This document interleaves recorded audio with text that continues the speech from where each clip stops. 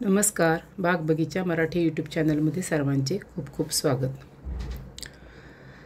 पावसाळा चालू आहे आता आणि पावसाळ्यामध्ये आपल्या अडेनियमची आपल्याला काही थोडीशी खास काळजी घ्यायला लागते.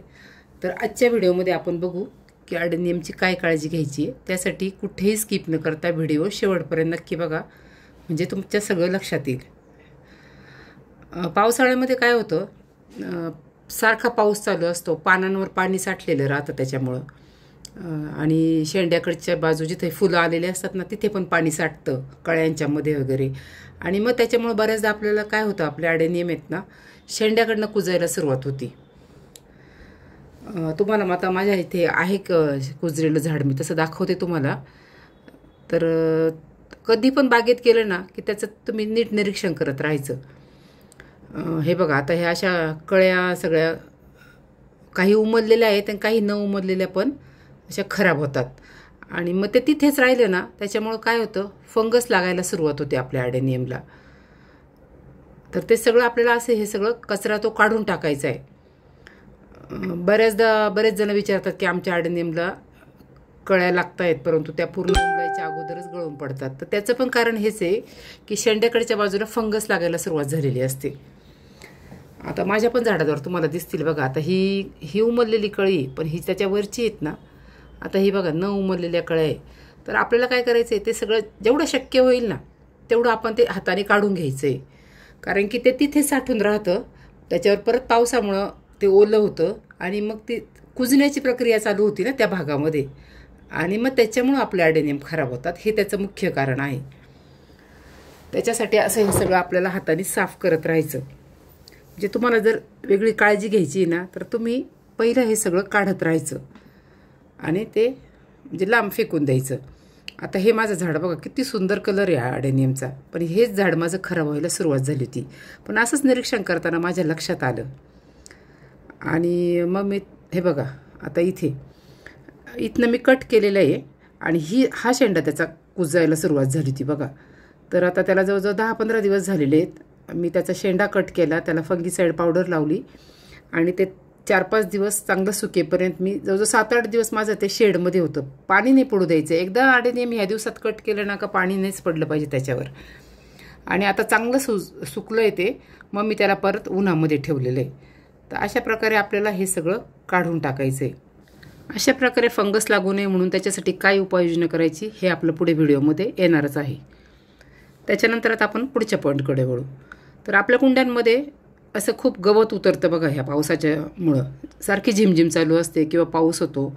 आणि मग काय करायचं आहे, आपल्याला हे सगळं आपल्याला गवत आहे ना काढून टाकायचं आहे. आता यात एक तुळशीचं रोप दिसतंय बघा छान आलेलं, ते मी नंतर काढून दुसऱ्या कुंडीमध्ये लावल.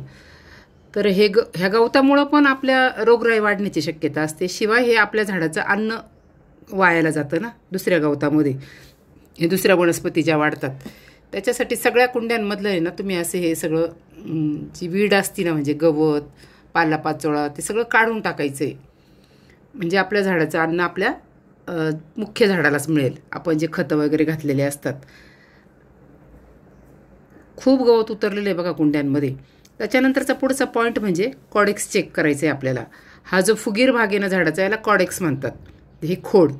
तर कधी कधी काय होतं, हे खोड ना मऊ होतं आणि मग खालनं म्हणजे ते मऊ झालं म्हणजे आपलं कदाचित खालनं सडायला सुरुवात झालेली असते आपलं अडेनियमचं झाड.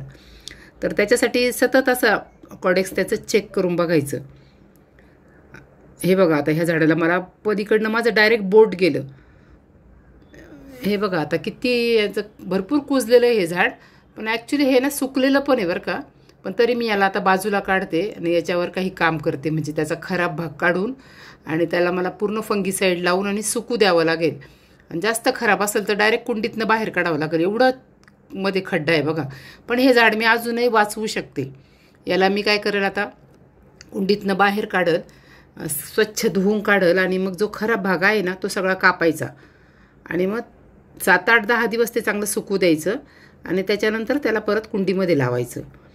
तर असे हे कॉडेक्स आहेत ना खूप वेळा मऊ पडतात बघा. पावसाचं पाणी कधी कधी साचून राहतं कुंड्यांमध्ये.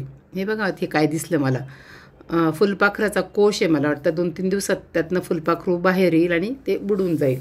त्यामुळे आता सध्या मी ठेवते तसं. तर असे कॉडेक्स चेक करायचं तुम्ही. त्याच्यानंतर पुढचा पॉईंट म्हणजे आपण बघायचं आहे ह्या सगळ्या झाडांना आहे ना, पाऊस जेव्हा असतो ना, तर तुम्ही पावसामध्ये मनसोक्त भिजू द्यायचं ह्या झाडांना. आपल्याला पण आवडतं ना पावसात भिजायला. तर पावसाचं पाणी सगळ्याच झाडांसाठी खूप चांगलं आहे. तसंच ते ॲडेनियमसाठी पण खूप चांगलं आहे. तुम्ही बघा तुमचे छोटे छोटे जरी ॲडेनियमचे झाडं तुम्ही पावसाळ्याचे 3-4 महिने बाहेर ठेवले ना, कॉडेक्स असे फुगीर होतात त्याचे. कॉडेक्सची वाढ खूप छान होते त्यामुळं भरपूर पाणी त्याला मिळू द्यायचं आहे आपण. फक्त एक काळजी घ्यायची की तुमचं पॉटिंग मीडिया आहे ना, ते असं भुरभुरीत पाहिजे, असं उचललं की असं हातात आलं पाहिजे. त्याच्यासाठी जेव्हा झाड लावतो ना आपण, जे आपण माती बनवतो ना, त्याच्यामध्ये 30 ते 40% आपल्याला वाळू घ्यायची आहे. तर ॲडेनियमसाठी कशी माती पाहिजे काय, त्याचा व्हिडिओ माझ्या चॅनलवर आहे, तो तुम्ही बघू शकता. तर अशा प्रकारे त्याचं पाणी कुंड्यांमध्ये साठलं नाही पाहिजे. आणि पावसाळ्यामध्ये आपण ते पण चेक करायचं आहे. जर तुमच्या कुंड्यांमध्ये पाणी साठत असेल ना, तर ड्रेनेज होल चेक करायचे, कायम ड्रेनेज होल चेक करत राहायचे. त्याच्यानंतर पावसाळ्यामध्ये तुम्हाला ह्या फंगीसाईड पावडरचा स्प्रे कंपल्सरी करायचा आहे. अशी फंगीसाईड पावडर साधारण हे 1.5 लिटर आहे. त्याच्यामध्ये मी पूर्ण मोठा चमचा आहे, तो अर्धा चमचा घेतला आहे. आणि ते चांगलं मिक्स करायचं आहे आपल्याला. आणि त्याचा फवारा तुम्ही दर 15 दिवसाला 20 दिवसाला नक्की करा. तुमच्याकडचं खूप पाऊस असेल तुमच्याकडे तर 15 दिवसाला करा. पावसाचं प्रमाण कमी असेल तर 1 महिन्याला करा. पण असं संपूर्ण झाडांवर तुम्ही हा फंगीसाईड पावडरचा फवारा करून घ्यायचा. म्हणजे मुख्य काम तुम्हाला फंगीसाईडचा स्प्रे करणं, ड्रेनेज होल चेक करणं.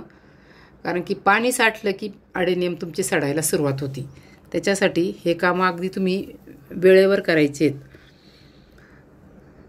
माझ्याकडं आता एवढे ॲडेनियमचे झाडं आहेत ना, पण तरी पण फंगीसाईडचा स्प्रे मी बाकी वर्षभर नाही करत बरं का. पण पावसाळ्यामध्ये माझे 2-3 स्प्रे होतात, 3 ते 4 होतात. असे छोटे तुमचे आता हे बेबी प्लांट्स आहेत सगळे, बी लावलेलं होतं मी ह्या सीडलिंग ट्रेमध्ये, त्यांच्यावर करायचा. हे त्याच्या आधीचे झाडं आहेत. असे माझ्याकडं आता ॲडेनियमचे तुम्ही जर बघितलं ना, तर माझ्याकडं जवळजवळ 1000 झाडं असतील हे सगळे छोटे छोटे पिल्लं धरून. कारण की मी ॲडेनियमवर ग्राफ्टिंग पण करते ना आणि सेल करते. सुरुवात केलेली 2 वर्षापासून. तर त्याच्यासाठी मला भरपूर रोपं लागतात. तर ॲडेनियमसारखं सुंदर झाड नाही, इतकं लो मेंटेनन्स झाड आहे ना. तसं पाहिलं तर तुम्ही जर त्याची वेळच्या वेळी निगा घेतली ना आणि योग्य, तर भयंकर कमी अगदी काळजीमध्ये येणारे झाडे. कारण की याला तुम्ही थंडीमध्ये आणि पावसाळ्यात महिना पाणी नका देऊ, तुमचं झाड कधीच खराब होणार नाही. हे बघा असे पिवळे झालेले पानं वगैरे काढायचे. अशी अगदी थोडीफार काळजी घ्यायची आपल्याला ॲडेनियमची. काय होतं, हे असे जर पिवळे पानं तुमच्या मातीवर जर साठून राहिले ना, तर कधी कधी त्या पानांना इन्फेक्शन असतं, काहीतरी खराब असतात, कधी रोगराई असती काही. तर त्याच्यामुळं मग ते रोगराई वाढण्याची शक्यता असते आपल्या बागेतली आणि आपलं ॲडेनियमचं झाड दगावण्याची शक्यता असते. त्याच्यासाठी तुम्ही ॲडेनियमची थोडीफार जर काळजी घेतली ना, हे बघा इथनं वरनं थोडंसं काळं व्हायला सुरुवात झालेली, हे पानं असे किडलेले आहेत बघा. असं निरीक्षण करायचं आपल्या झाडांचं आणि काय योग्य ती उपाययोजना करायची. तर त्यामुळे तुमच्याकडे जर ॲडेनियम असेल तर चांगलंच आहे, पण नसेल तर तुम्ही नक्की ॲड करा तुमच्या बागेमध्ये ॲडेनियमसारखं म्हणजे सुंदर फूल नाही दुसरं आणि किंवा झाड लो मेंटेनन्स एकदम. आणि भरपूर उन्हामध्ये ठेवायचं. ॲडेनियमला काय लागतं, भरपूर ऊन लागतं. मातीमध्ये वाळू कंपल्सरी लागती. खूप खताची आवश्यकता नाही आहे. त्याचं भरपूर ऊन देणं हेच त्याच्यासाठी एक खत घालण्यासारखं आहे. म्हणजे नॅचरल, आणि ते मुळात बॉन्सायसारखं दिसतं. त्याचं नॅचरल शेपच असा आहे या झाडाचा की असं वाटतं की कुणी नवीन जे लोक येतात ना बागेमध्ये माझ्या, ते म्हणतात अरे तुम्ही एवढे बॉन्साय केले का. मग त्यांना सांगायला लागतं की हे बॉन्साय केले नाही आहे, त्याचा नॅचरल शेप येतो. तर तुम्हाला व्हिडिओ कसा वाटला, आवडला असेल तर नक्की लाईक करा आणि शेअर पण करा. थँक्यू.